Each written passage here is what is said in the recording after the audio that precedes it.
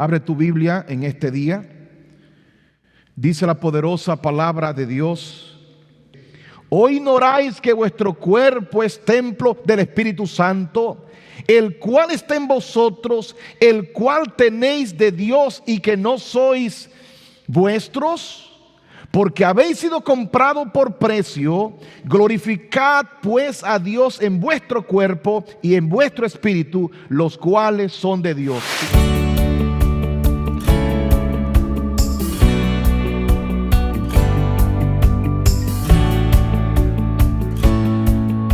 Y quisiera usar como título al predicar por unos minutos: el templo que nunca cierra. La humanidad siempre ha sido atraída por los templos. No importa la cultura, no importa la raza o el credo, la edificación de un templo siempre ha estado presente. El hecho de que Dios puso en el ADN del ser humano al crearlo la disposición de adorar, el deseo de adorar. El ser humano, con la intención de adoración, con esa intención que está en su corazón, ha buscado edificar un lugar para encontrarse con ese Dios que adora.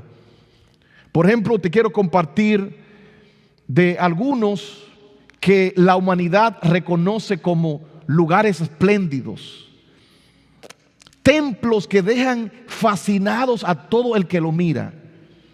Voy a hablar de 5 de ellos.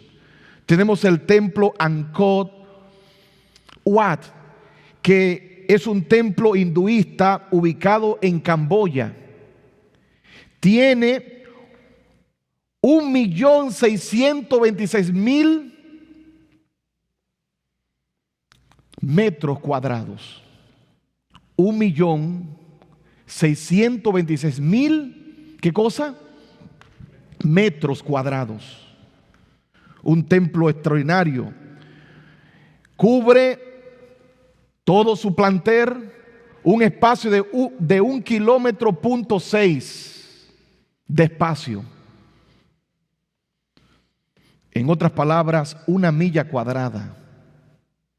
En segundo lugar está el templo de San Saba, que comenzó a edificarse en el año 1985. Tiene una superficie de 36.700 pies cuadrados. Ese edificio está en Belgrado, específicamente en el país de Serbia.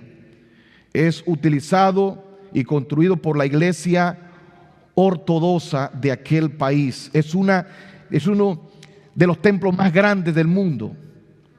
Otro de los templos que se destacan en la tierra es la mezquita de Córdoba, en España, que cubre unos 23.400 metros cuadrados.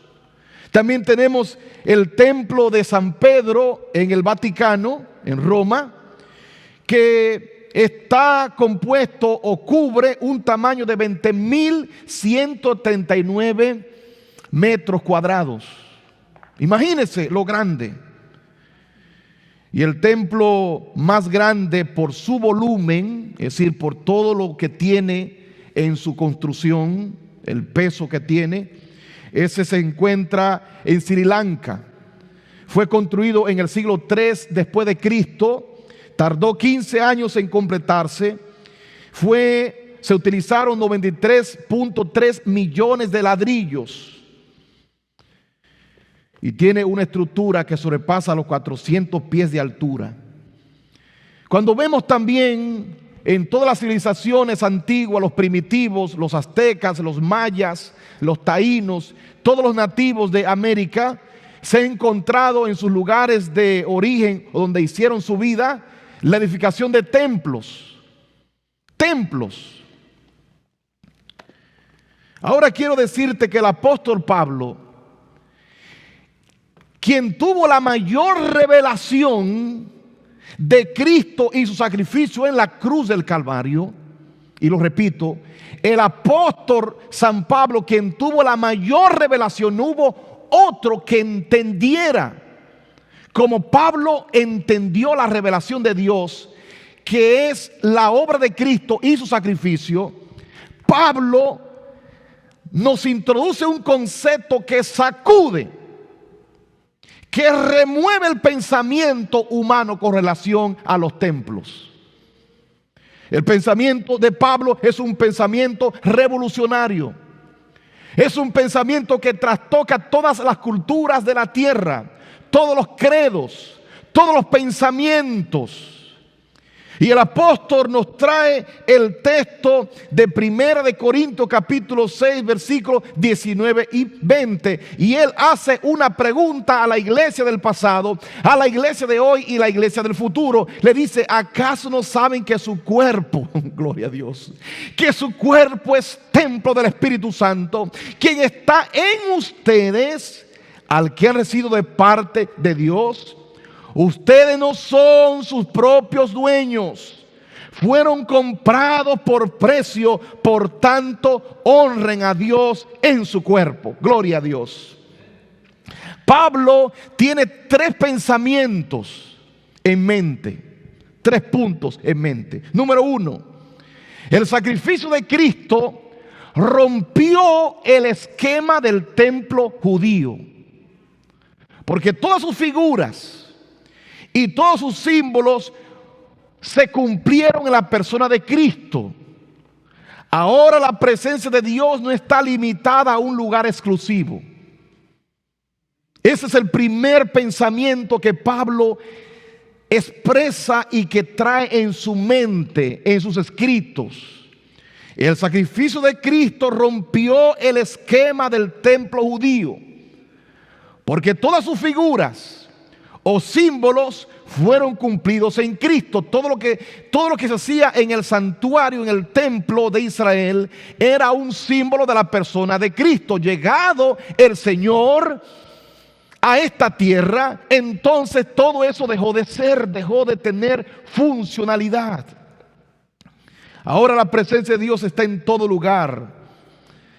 Número 2, todo aquel, escucha bien esto, todo aquel que recibe por fe a Cristo se convierte en morada del Espíritu Santo. Gloria a Dios. Todo aquel que recibe a Cristo por fe se convierte en morada del Espíritu Santo. Número 3, ahora tu cuerpo no te pertenece, porque fuiste comprado por la sangre de Cristo. Gloria al el nombre del Señor. Hermanos, es como la figura de una casa que tú rentas. En la casa que tú rentas, tú no puedes hacer lo que tú quieras con esa casa. Tú no puedes clavar en la pared los clavos que tú quieras. Tú no puedes decir, bueno, yo voy a cambiarle el techo. No, tú tienes que pedir permiso porque esa casa tiene dueño. Tú estás viviendo allí por renta. Pablo está usando la misma figura de pensamiento. Nuestro cuerpo no es nuestro, porque ya fue comprado por Cristo, por su sangre. Gloria a Dios. Entonces tu cuerpo ya se convierte en templo del Espíritu Santo. Alguien dice, alabado sea el nombre de Cristo.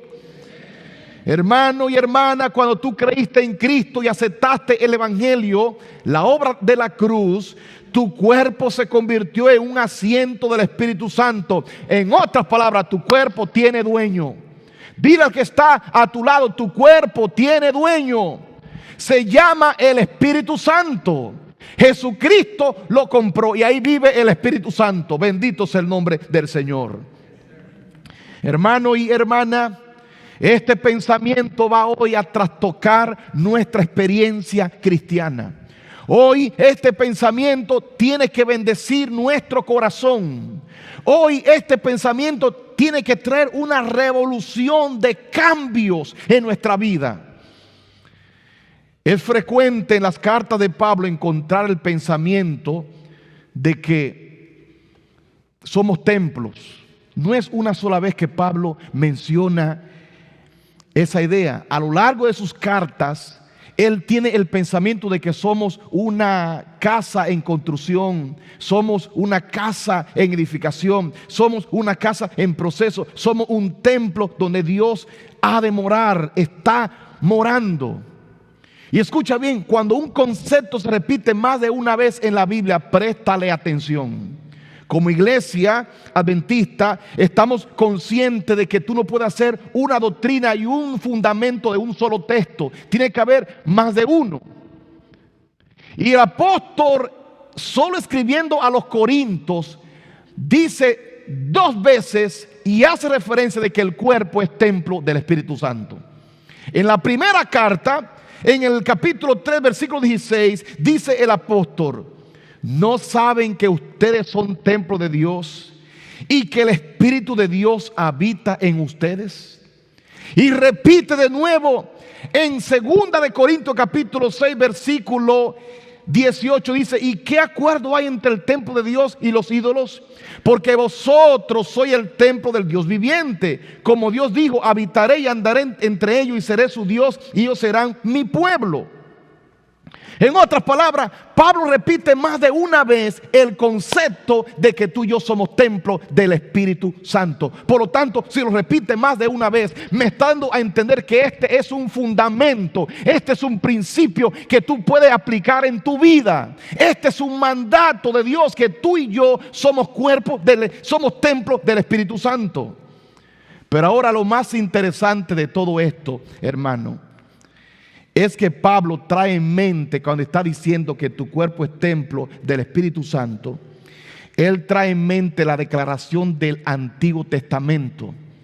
Recuerde que la Biblia en los tiempos de Pablo era solo el Antiguo Testamento, y Pablo era un estudioso de la Biblia de aquel tiempo.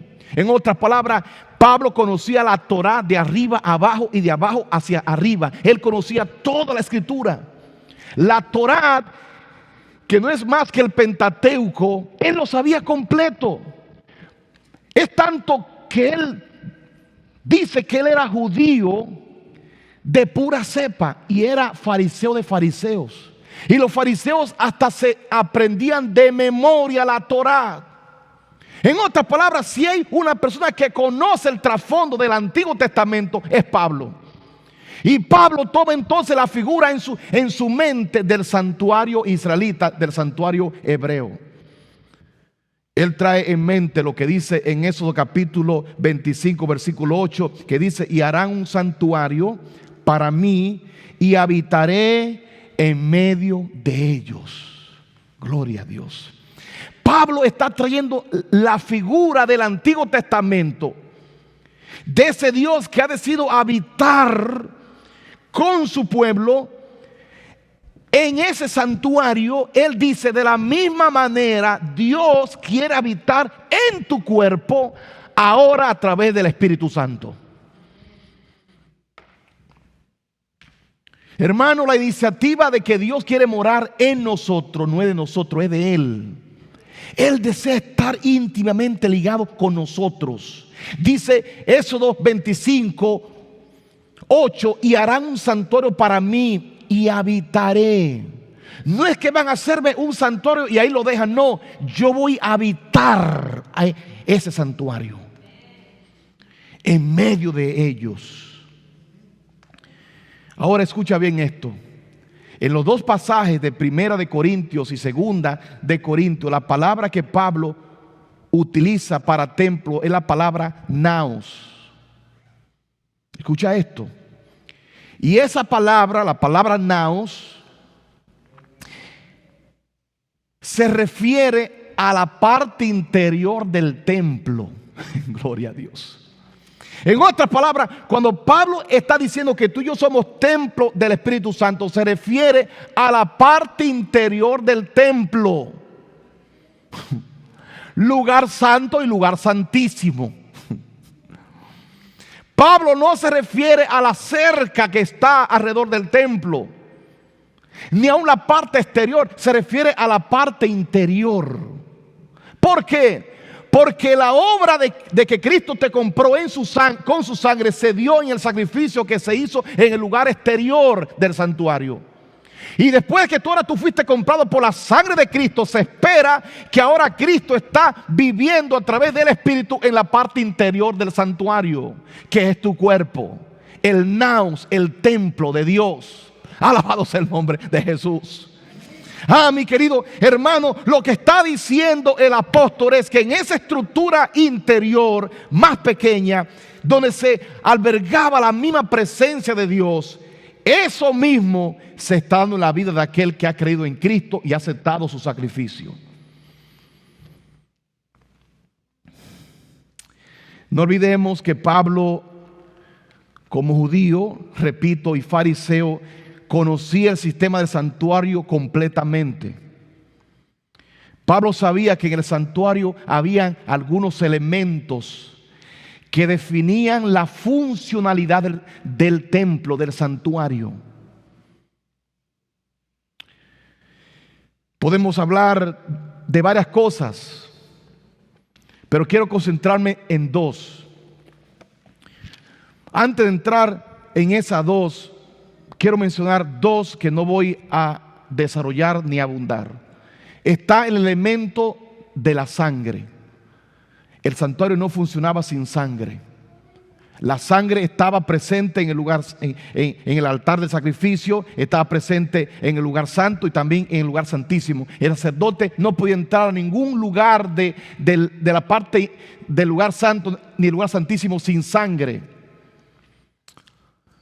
Otro elemento era el perfume, el aroma de ese ungüento que se quemaba en el altar del incienso.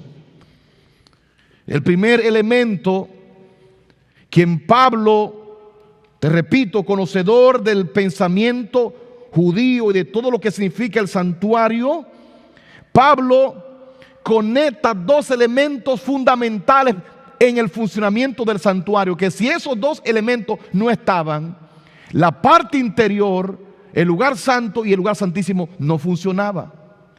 Te recuerdo que cuando Pablo está diciendo que tú eres templo del Espíritu Santo, se está refiriendo al naos, que es la parte interior del santuario. Por lo tanto, si tú y yo somos el naos de Dios, el templo de Dios, la parte interior, de igual manera necesitamos esos dos elementos para ser templo. Gloria a Dios. ¿Me está llevando la línea de pensamiento? ¿Estamos comprendiendo? Amén. Gloria a Dios. Bueno, hay algunos que están como en silencio. Le voy a repetir el punto. Si tú y yo somos el templo de Dios, el templo del Espíritu Santo, y la palabra que usa allí es la palabra ¿cómo? Naos, que se refiere a la parte interior del templo, del santuario. Y hay dos elementos que sobresalen en esa parte interior para que funcione. Entonces tú y yo debemos de experimentar esos dos elementos para que nuestro templo funcione. Porque si esos dos elementos no están, nuestro templo ya deja de ser templo. ¿Cuáles son esos dos elementos? Número uno, el elemento luz en la lámpara o el candelabro. Escucha bien esto, hermano. No era posible ministrar en el santuario si esa lámpara no estaba prendida. No era posible ministrar en el santuario, aunque usted llevara la sangre, si esa lámpara no estaba encendida. Es igual.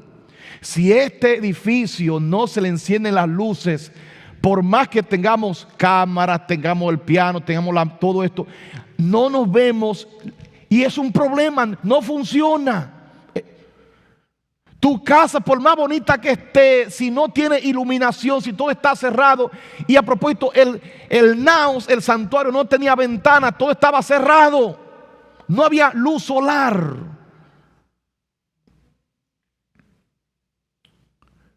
La luz es determinante. Y esa luz la provocaba el candelabro, donde se echaba aceite. ¿Te recuerdas del mensaje del sábado pasado? Llena tu lámpara, llena tu tanque. No puede haber luz si el tanque no está lleno. Por eso Dios le dice a Israel en Éxodo capítulo 27 versículo 20, dice: y mandarás a los hijos de Israel que te traigan aceite puro de olivas machacadas para el alumbrado, para hacer arder continuamente las lámparas. ¿Cuánto iban a estar encendidas las lámparas? Continuamente, hermano. No podían apagarse. Tienen que estar constantemente encendidas. Ahora escucha bien esto. Sin aceite no hay luz. Y sin luz no se puede ministrar el pan, el incienso, y mucho menos se puede ver el arca del pacto. Esa luz iluminaba todo rincón del edificio, del templo, todas las habitaciones, todos los rinconcitos de ese naos. De igual manera se espera que el Espíritu Santo ilumine e inunde con su luz todas las habitaciones de tu vida, de tu templo. Tiene que llegar la luz por la obra del Espíritu Santo a tus ojos, a tus oídos, a tu boca, a tus labios, a tu estómago, a tu ser interior. Todo tu ser tiene que ser bañado por la luz que provoca el aceite del Espíritu Santo. No es una parte de tu cuerpo, es todo tu cuerpo. Por eso que Jesucristo dijo que debemos de amar a Dios con todo nuestro ser, nuestra alma, nuestro pensamiento, todo. No hay lugar a medias ni a un punto intermedio. Tiene que ser todo. ¿Alguien está entendiendo lo que Dios está diciendo a través de Pablo? Ahora amárrate los cinturones. Lo más grande, hermano y hermana, es que solo hay revelación de Dios cuando la lámpara está encendida. Voy a repetir ese punto. Solo hay revelación de Dios cuando la lámpara está encendida en el naos, en el templo. Cuando la lámpara se apaga, no hay revelación de Dios. Pastor, demuéstreme eso. Vea la palabra de Dios conmigo. Vea la palabra de Dios. Primero de Samuel, capítulo 3, versículo 4. Dice: Samuel dormía en el santuario del Señor, donde se encontraba el arca de Dios. ¿Dónde era que estaba él? En el santuario, donde estaba ¿qué cosa? El arca de Dios. En otras palabras, Samuel estaba en el naos, durmiendo en el naos de Dios, en la parte interior. No estaba afuera, estaba dentro del santuario. Y dice: la lámpara de Dios todavía estaba como encendida.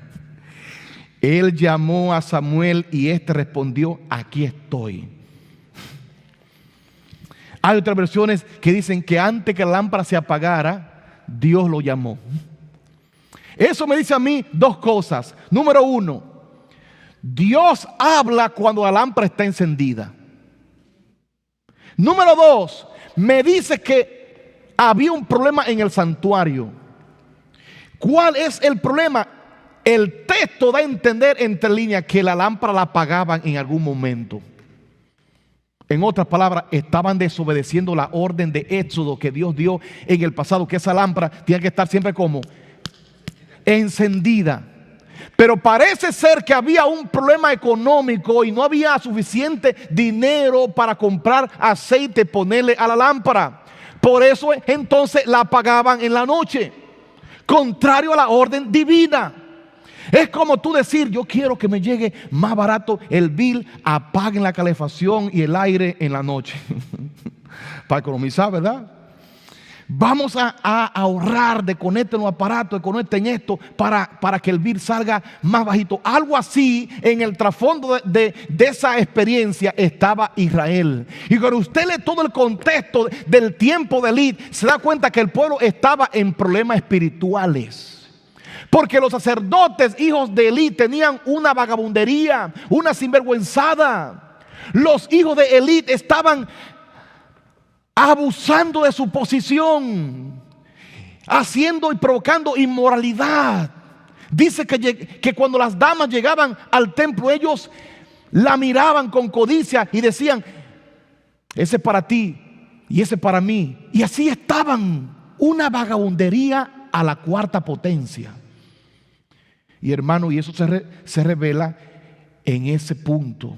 Si usted lee todo ese capítulo, se da cuenta que dice que en esos días escaseaba la visión de Dios, escaseaba la palabra de Dios, y por eso no había visión. Entonces, antes que se apague la lámpara, Dios se manifiesta a Samuel. En otras palabras, no puede haber revelación de Dios a una familia que la lámpara está apagada. No puede haber revelación a un corazón que la lámpara está apagada. No puede haber revelación a una iglesia que la lámpara está apagada. No puede haber revelación a un esposo cuya lámpara esté apagada. No puede haber revelación a una esposa cuya lámpara está apagada. Necesita ponerle aceite a la lámpara, a la vasija, para que el fuego de la luz esté encendido 24 horas al día. Bendito sea el nombre de Jesús. Yo no sé en qué lugar del mundo la lámpara se está apagando o está apagada. Y te preguntarás: ¿y qué es lo que pasa? Que Dios no se revela. Leo la Biblia y no veo nada de palabra a mi corazón. Escucho los sermones y no entiendo nada, ni siento ninguna cosa. No escucho la voz de Dios. Chequea si está encendida la lámpara de tu templo. Hay muchas cosas que pueden apagar la lámpara, hermano, pero sobre todo la falta de aceite. Todo se llena de algo,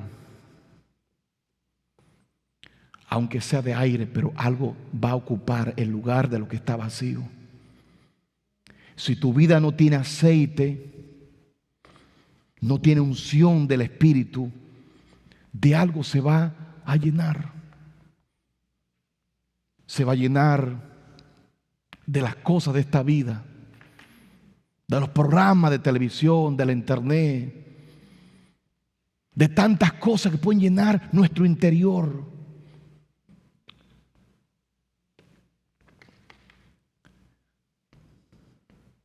¿Qué pasaba con el templo cuando se había dado la instrucción de que nunca se apagara y ahora se apagan las lámparas? Algo estaba mal. Pablo nos recuerda que somos templo del Espíritu Santo. Tiene que haber luz encendida. En otras palabras, tu templo no puede cerrarse. Tu templo no puede cerrarse en ningún momento. Esa lámpara tiene que estar encendida de noche y de día. Gloria a Dios. No puede ser un cristiano que el sábado en la mañana está ahí con la lámpara encendida. Gloria a Dios, amén. Él me levanta sobre la montaña. Y en la noche tú apagas la lámpara para hacer alguna cosita. En la noche tú haces otra cosa. No, hermano, tiene que estar esa lámpara prendida, encendida. Tiene que estar encendida aún cuando tu esposa te hace algo que no te gusta. Los hombres que están aquí casados saben que hay días que usted como que no entiende a la esposa. Y usted como que no entiende qué es lo que le pasa. En ese momento, hermano, no apague la lámpara, déjala encendida. Amén. La única que dijo amén fue mi esposa. Hermano, tiene que dejar la lámpara encendida, porque esa lámpara está encendida todo el tiempo. No puede llegar el verano y apaga la lámpara. No puede llegar un momento del año y apagar. No, hermano, esa lámpara tiene que estar encendida noche y día, porque tú eres templo del Espíritu Santo. Alguien dice aleluya, gloria es el nombre del Señor. Número 2, segundo elemento que hacía funcionar el templo, el santuario. debía de haber gloria de Dios. Debía de haber, ¿qué cosa? Gloria de Dios. Y esa manifestación de gloria se hacía presente en una nube. Si tú lees todo el contexto del libro sagrado, la palabra de Dios, te darás cuenta que siempre que la presencia se hacía visible, se descendía una nube. En el libro de Éxodo capítulo 40, versículo 34, dice: y en ese instante la nube cubrió la tienda de reunión y la gloria del Señor llenó el santuario.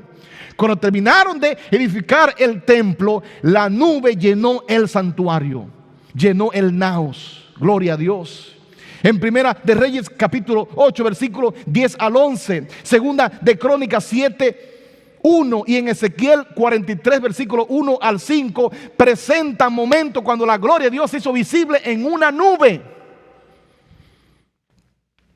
Pablo entonces relaciona esa presencia de Dios, esa presencia que se hace real de la gloria de Dios en la vida del creyente. En 2 de Corintios capítulo 3, versículo 8 y 18, él dice que esa gloria es real. Alabado el nombre del Señor.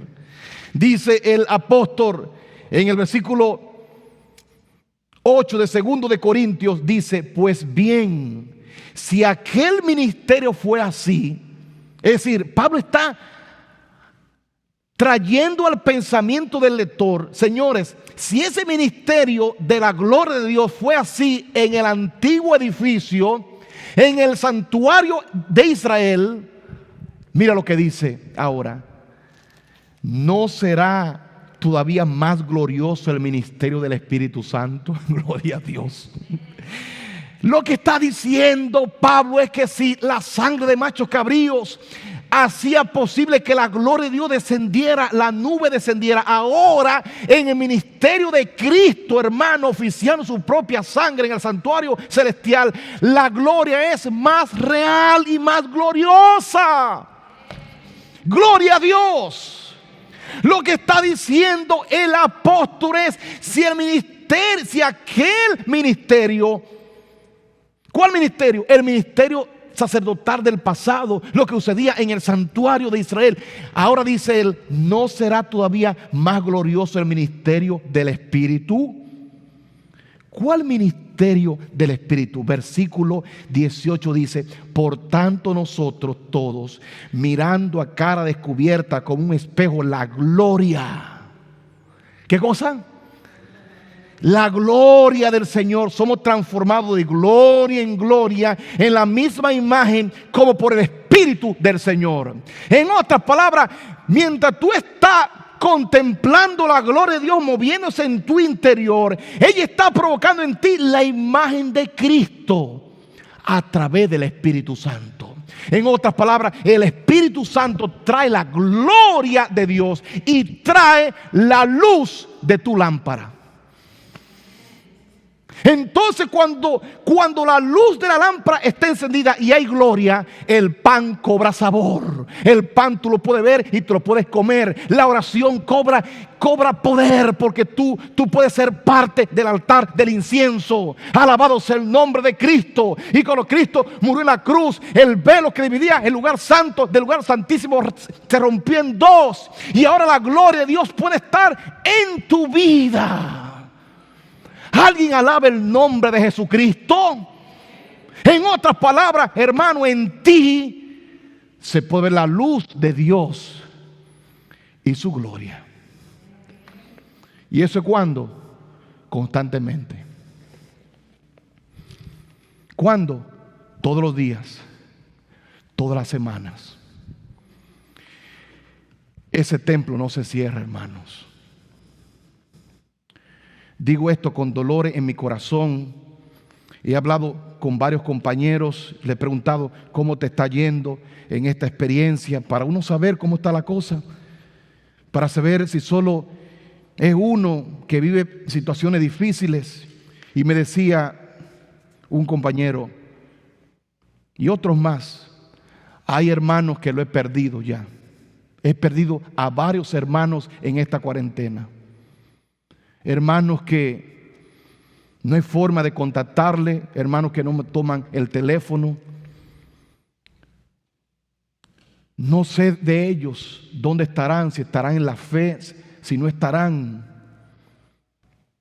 Y como lo he llamado y no me responden, no he querido ser imprudente, llegar hasta su casa.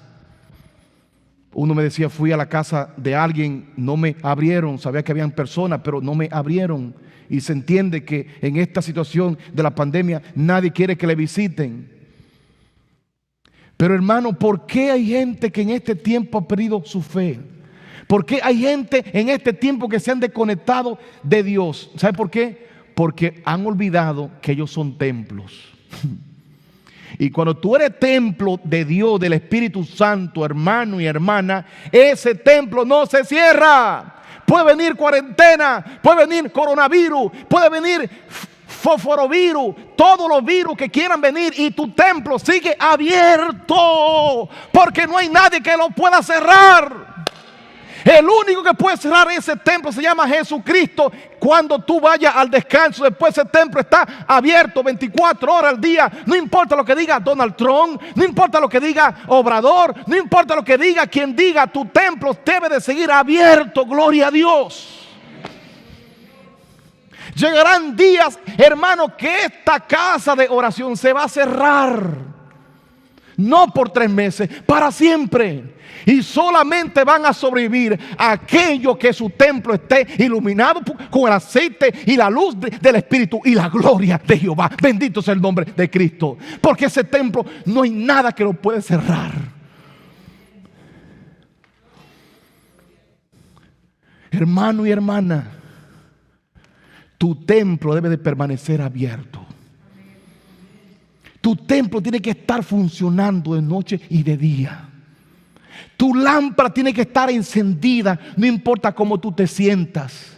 Hay días que te sientes desanimados. Yo lo sé porque yo también me he sentido así. Hay días que te sientes sin fuerzas para continuar. Pero por favor no cierres tu templo. Hay días que te sientes sin fortaleza.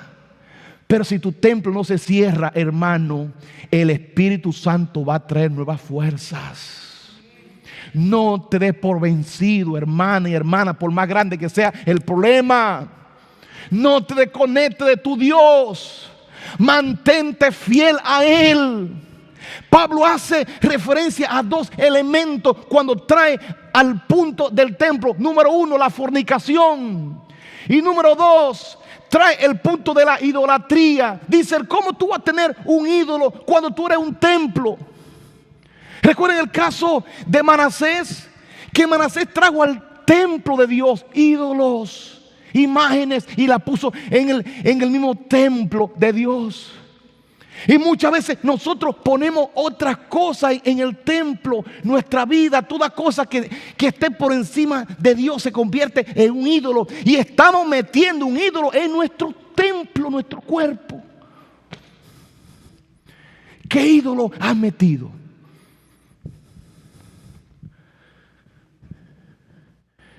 La palabra dice que Manasés se arrepintió y Dios escuchó su oración. Si alguien ha metido un ídolo a su templo, a su vida, a su corazón, está amando otra cosa más que Dios, hoy es el día para que tú te arrepientas. Hoy es el día para que dejemos atrás todo lo que ocupa un lugar que no es Cristo, que no es el Espíritu Santo. Hoy es el día para romper toda fornicación. Fornicación no es más cuando tú te metes en una relación con otra persona que no es tu esposo. Tu esposo es Cristo. Él fue que te compró, te redimió. Tú y yo estamos condenados para la muerte y Él vino y nos compró, nos rescató, nos redimió con su sangre. Y ahora este cuerpo es de Él. Y como es de Él, yo no puedo dárselo a otro. ¿Me estás entendiendo? Otra persona, otra cosa no puede ser amada por mi corazón, porque este corazón, este cuerpo es de Cristo y aquí vive el Espíritu Santo. Gloria a Dios. Hermano y hermana, ¿te ha hablado Dios en esta mañana? Es mi deseo y oración que nadie cierre su templo, que tu naos siempre la lámpara está encendida, venga lo que venga, y la gloria de Dios, que es la imagen de su Hijo, se vea cada día más en tu vida. Que la gente diga, pero esa mujer se ha cambiado, esa mujer está tan diferente, su trato. Que el esposo diga, ¿y qué fue lo que le picó a mi mujer que está tan mansa? ¿Qué fue lo que le picó que está tan tranquila? Es que la gloria de Dios está llenando el templo. ¿Qué fue lo que le pasó a mi esposo que está tan pacífico? Ese hombre que llegaba del trabajo, ya ahora está tan calmado. ¿Qué fue lo que le pasó? Es que la gloria de Dios está llenando ese templo. Alabado sea el nombre de Jesús. Gloria sea el nombre de Cristo. Alabado sea el nombre del Cordero. Ponte de pie, mi querido hermano y hermana. Gloria a Dios.